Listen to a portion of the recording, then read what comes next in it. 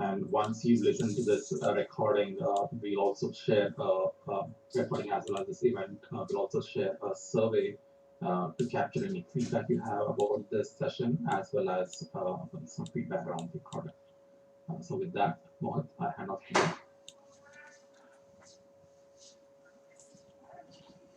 Awesome. Thank you, Bruce. I'm going to share screen. So, thank you all for joining today. We had a great feedback last night, and based on that, we have decided this week we'll talk about the things that were requested the most. How do we do the integration, and what kind of users can get into it? How do we do that? All those aspects is what I'm planning to cover today. A little recap of what we discussed. So, inter-permission management is something that you find in the inter-family and the inter-permissions management tab.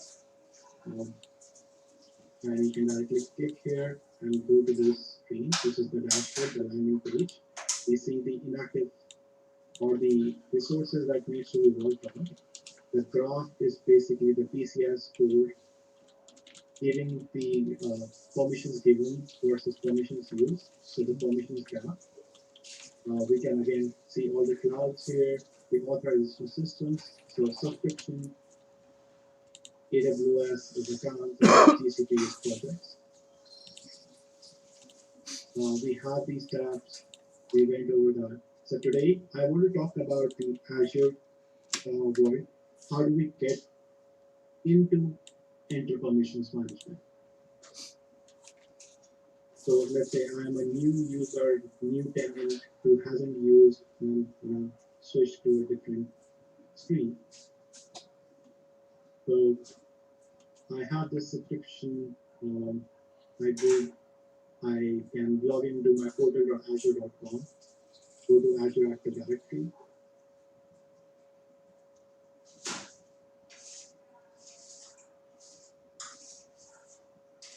And I will see Enter Permissions Management here. So I can use portal.azure.com or use Enter Permissions Management. As I click on it, of course I have to sign in. As I sign in, it says, welcome to Enter Permissions Management. We are onboarding phase. And it says that I need to have a trial license. When I click on it, it actually brings me to a new page where I need to sign up. Mohit, quickly, if you don't mind zooming in on the browser as well. Yeah.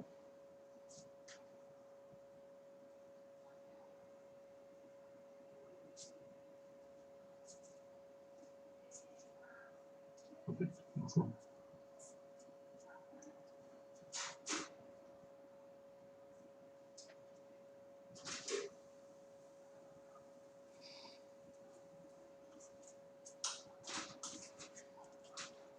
So I provide my admin account. The one thing to note here is only a global admin can do this setup. So basically what we're seeing here is we are buying the licenses. So we're buying the license for inter-permissions management. Right, we just do an issue.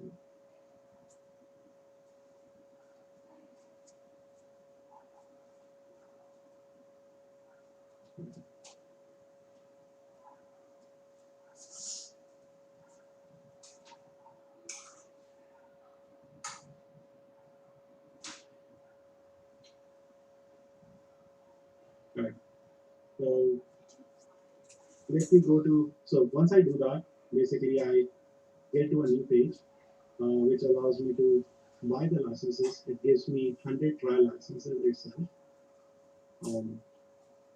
And once I get that product, it gives me Enter Permissions Management trial license. One thing to note is definitely, since I'm using a trial, I didn't have the correct address, so you definitely need a right address added to your admin portal itself. And The second is looking at once you have got the licenses, this is a place you want to see whether you have the license or not. So if I click on it, I can look at that I have 100 trial license that are assigned to me with the expiration date, and that can be extended as well as this the subscription can be cancelled. So when I do this, what actually is happening behind the scenes is I go to Azure Active Directory.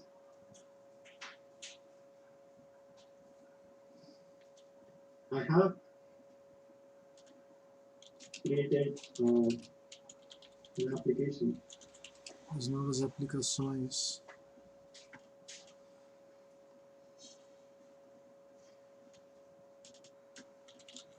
trazem margens maiores. Embora Which actually looks like this. I'm going to show it in my existing tenant. as dificuldades de acesso ainda persistam. So this is an application that is created in the Azure portal itself when we buy the licenses. So this is the application we would be using and giving permissions when we set up our connection between the inter-permissions management versus the Azure portal. Are there any questions so far? Notificamos recentemente. No, I don't see any. Notificamos recentemente probleminha sobre qual tem obstruído conexões diretamente com o Windows, com o Norton e alguns aplicativos até da Play Store. Por exemplo, nós notificamos que quando acessamos o Norton em uma ferramenta, ela bloqueia. Once we have what the license is, you go to Inter-Permission Management, you click on this tab, it redirects to you to this page. The next step is going to the gear icon and going to the data collectors. So at the data collector itself, we have a great configuration. What we're creating here is basically giving the permissions to the subscription that we want to run. So one thing to note here is we definitely want to have a subscription. So for the new tenants, we don't get a subscription. You might want to create one if you're doing any demo tenant. So just try to discover and fail. The second is here this PowerShell or the Azure command line that we are going to be running for the objects inside the tenant. So you can just copy it and run these files, which is giving the reader permissions to the subscription. So if I actually go to my Azure portal and go to my subscriptions, what we are doing by running that script is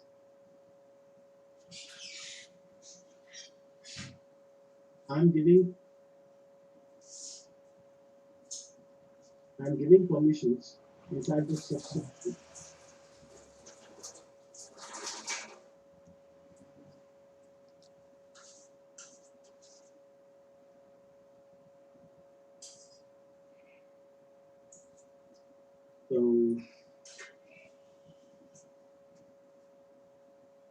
So if you remember the name of the application itself was Cloud Infrastructure Battery Visibility, we're giving reader permissions to this application,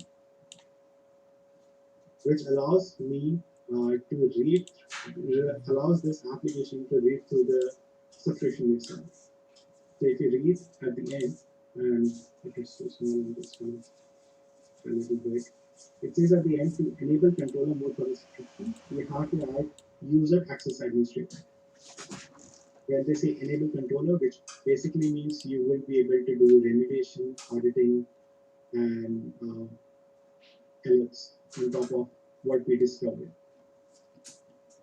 So if I look back, I have given my subscription user access administrator as well. So if I want to go and do the remediations, I can do that.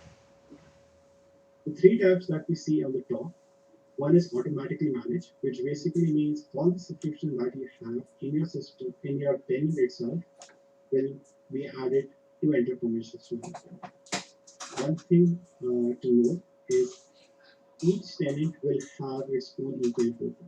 So if there is a customer who has 100 subscriptions under one tenant, that can be showed in one EPM portal. But if the customer has, let's say, 50 tenants and 10 subscription each, then they would need to have 10 EPM portal, 50 EPM portals, which can then have 10 subscription each. So that's one of the limitations to it.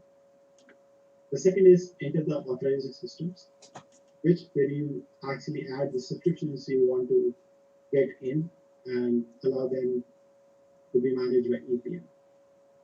And third is select authorization systems. So basically what EPM is going to do is read through all the subscriptions and add them to just showcase what subscriptions are there in your tenant itself, and then eventually later on you consent whether you want to add this subscription to be managed by EPM or not. Any questions so far? Yes, Mohit. A quick one. Can you talk about who are the users who can actually land on this page? Is it like only global admins can access the EPM page, or can any other users access it? Great question. So um, I'll talk about the user management, but for the start, global admins can come here, and then we can add other users who can actually come here manage the users as well. So not a whole lot of people can actually look into enter permissions management. So this is the onboarding process. Once we do verify or uh, just verify and save, it's going to start onboarding, and we'll see something like this. And in progress, discovering, completed are some of the statuses. Once it's completed, that's where these tabs will be enabled for your first onboarding. Awesome. The, Thanks, Mohit. yeah, so I'll talk about user management in a bit. One more question, Mohit. In one of the previous pages, you showed like your 100 licenses available. Can you elaborate more? What does that mean? Does that mean we can connect 100 resources or 100 users?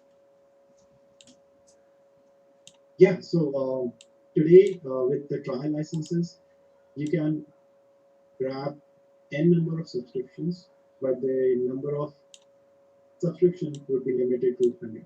So that could be a subscription versus AWS account versus a GCP project. Excellent. Last question. If there are multiple tenants, like you just mentioned, not subscription, just tenants, can we have one single instance of the inter-permissions management product monitoring all the tenants? No, that's one of the limitations with EPM, that for each of the tenant, we would need each one EPM portal pertaining to one tenant itself. Okay. So every inter-permissions management product instance can only monitor one tenant. That's correct. Thanks.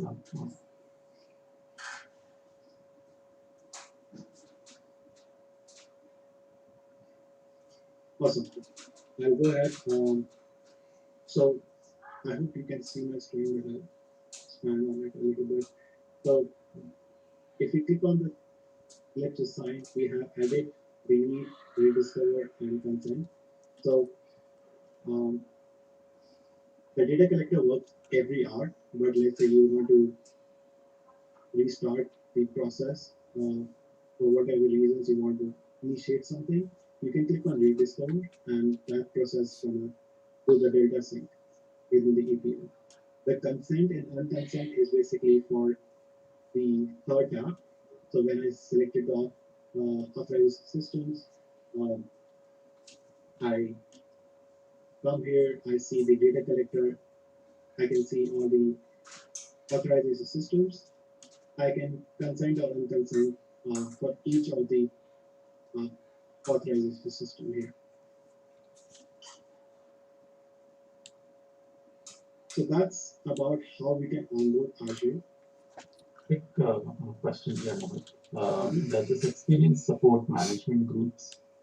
Yes, good question. So we can definitely have management groups. It doesn't have to be one single subscription. One thing to note is if we are onboarding the management group itself, all the subscription underneath will be onboarded to Azure, to EPM portal itself. Another question, Mohit, from that same perspective, within the automatically managed subscription option that you have when you onboard the data collector, is there a way to exclude certain subscriptions? So with automatically managed, no. But we can specify either 10 subscriptions, or we can actually use select authorization systems, wherein let's say there are hundreds of subscriptions and we want to consent to 97, we can actually select them and consent them directly. And again, it doesn't have to be limited to 10. We can have multiple data collector options as well.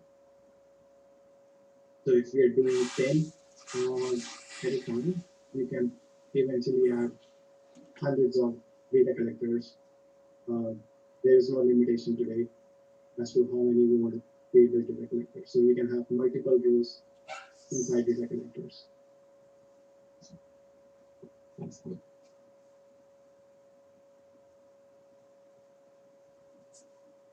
So one thing about how the pricing works, which is whole itself a topic, but whenever we onboard something, there are resources that we are looking at, what we are managing versus what's the process. So if we go to the inventory, we see all the resources that are being managed or discovered by EPM. So there are about 176 that are managed in this tenant, including what they are, so virtual machines, clusters, network interfaces, versus the licensing tabs tells you how much would the cost be. So compute versus serverless versus compute containers. So it gives an idea to the customers who are in the trial access itself within 90 days, how would the cost structure would look like. So if we're talking about this tenant, it's going to be 61 times 125 per year. So an easy way to acknowledge the pricing question. But I am sure there are a lot of more questions, and that's one thing we'll try to cover in the next session. Back to the question of the user management, I'll show this really quick. So we have two tabs here, users and groups. One good way to add users into a tenant is through groups. What kind of permissions are being given to the group is how we decide what users will be able to get in, as well as what they can do. So we have viewer, controller, and viewer. So viewer is basically the read. Controller is basically we can create some policies inside for the remediation or analytics or autopilot or auditing, as well as for approver is when we request something inside the remediation, so just-in-time access, who would be the approver, we decide on that. The next role is the requester. So for an organization where we want the users to go to EPM portal and request an access, they need to have a requester role. So if I click on create permissions, I provide a name. And I can select admins for all authorization system types, which means Azure, AWS, GCP, or I can create on custom.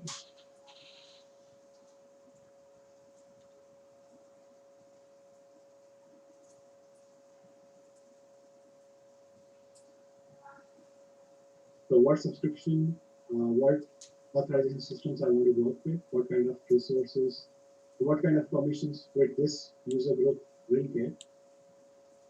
So let's say I'm just going to click next just to showcase.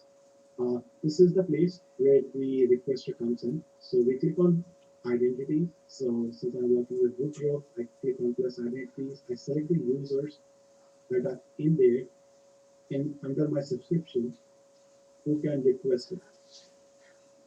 So if I go here, I have users and groups. These are the users and group will show up here, and I can add them really quick.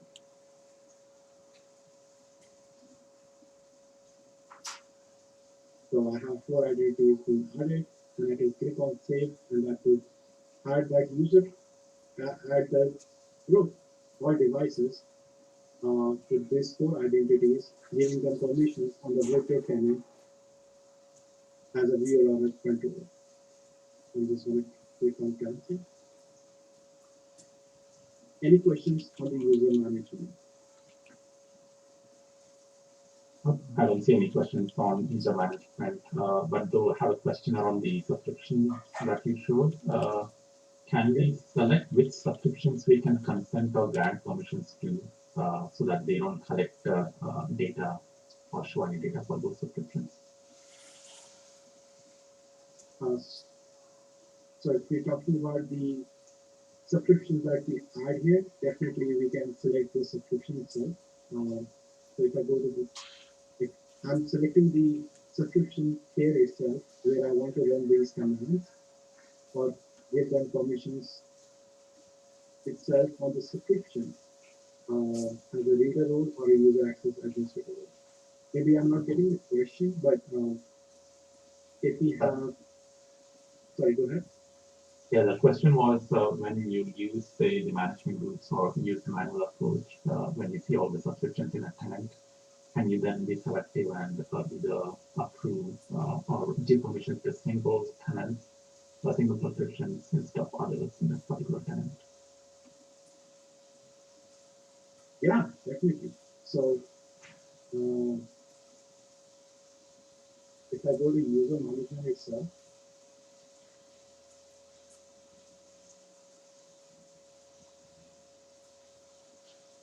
I don't have to select all authorized systems. If I'm doing a specific group,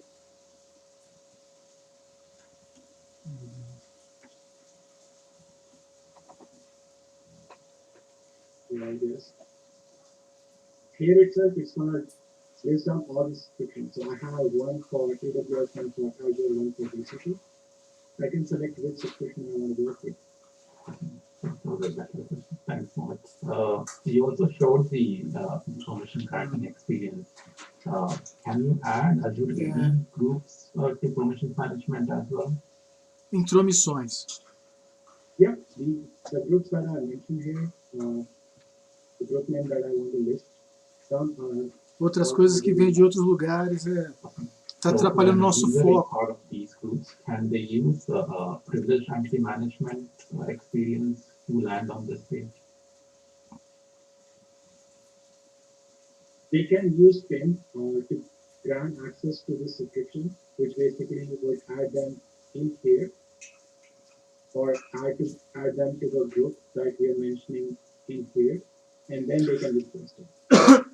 So if they want to use PIN as well as TPM, that is possible. So PIN would be used to get inside the group itself or get inside the subscription itself, and then they're getting the permissions to whatever permissions they want. Awesome, thanks. And these assignments to roles through the interfunction management experience, are they audited? Are the logs in the audit logs or somewhere else? Yes, everything is logged. So we can audit it as well, and we can create reports as well. Great. Thanks, Samal. Those are all the questions. Awesome. So I'm just going to take a quick minute because I talked about the request already. So Vamos resumir a história. Sobre pessoas que estão invadindo o áudio, falando sobre CCB e outras coisas, vamos excluir. Nós pedimos migração e outras pessoas não têm a ver. As exclusões que nós pedimos serão feitas, nosso trabalho vai ser elaborado aqui. Continuações de pessoas continuar tentando falar, tirar o conteúdo que nós estamos abordando, torna-se suficiente para a gente aqui também. The approve or the rejected button will only show to the approvers or to the users who have the role of approval that we have assigned via group.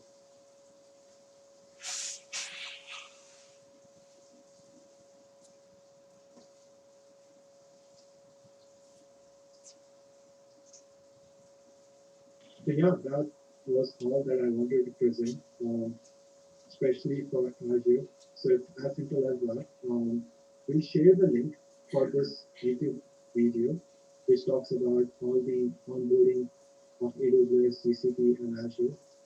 I hope you guys had a chance to look at our resources that we provide on our partner enablement resource page. If you have any questions, I can answer them.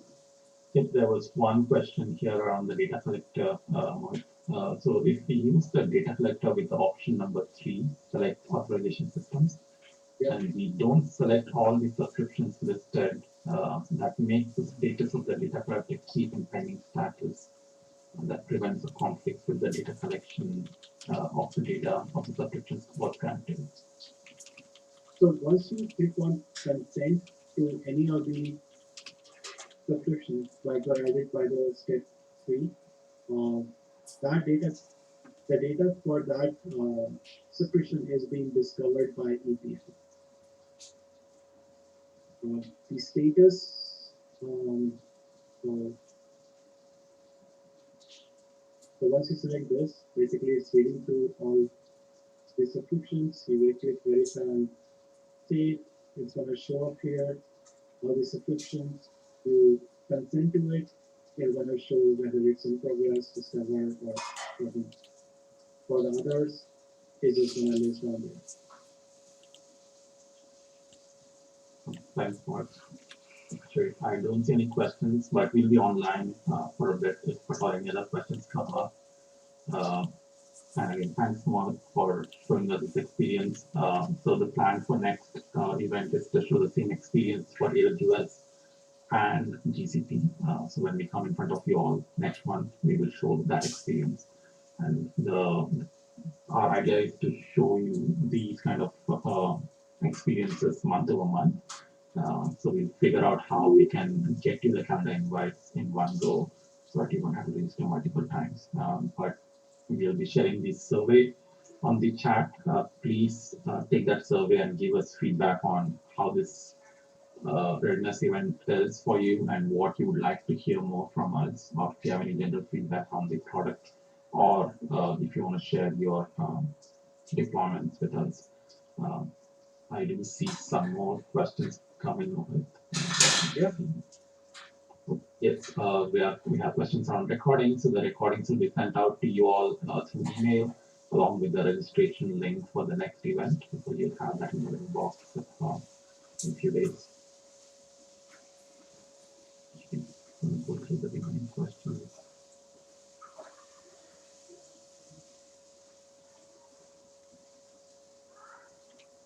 There is some feedback around how to integrate with them. We should take that feedback and go back to our team to document this. So I don't see any other questions there. But if we will see, we'll try to answer them over chat.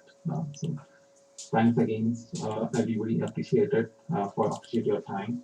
We look forward to seeing you next month. Thanks again. Aplicar.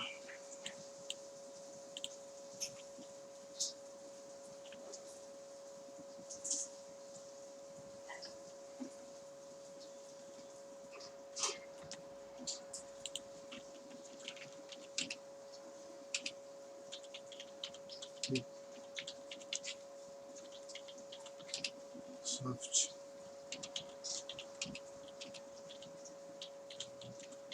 Yes.